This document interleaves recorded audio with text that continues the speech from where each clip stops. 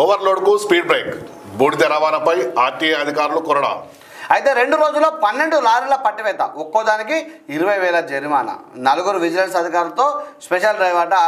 అయితే పెద్దపల్లి జిల్లా ఎన్టీపీసీ బూడిద లారీల ఓవర్లోడ్పై నినాదం దినపత్రిక వరుస కథనాలు ప్రచురించింది. దీనిపై బీఆర్ఎస్ రాష్ట్ర నేత కౌశిక్ గారిని ప్రశ్నించడం, ఆపై ఆయన అరెస్టు తదితర పరిణామాలు రాష్ట్ర స్థాయిలో దుమారం లేపాయి. ఈ మేరకు స్పందించిన రాష్ట్ర స్థాయి రవాణా ప్రత్యేక అధికారులు సదరు లారీలపై కొరడా జులిపించారు. జిల్లా నుంచి వెళ్తున్న ఓవర్లోడ్ బూడిద లారీలపై నిఘా పెంచారు.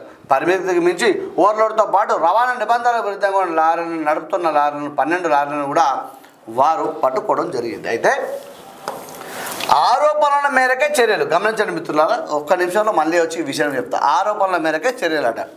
అయితే బూడిద లారీల ఓవర్లోడ్ ఫిట్నెస్ రవాణా రహిత రవాణాపై ఆరోపణలు తమ దృష్టికి వచ్చాయని డిటిఓ రంగారావు తెలిపారు. అనేక లారీలకు వెనుక వైపు ఎలాంటి నెంబర్లు లేకుండా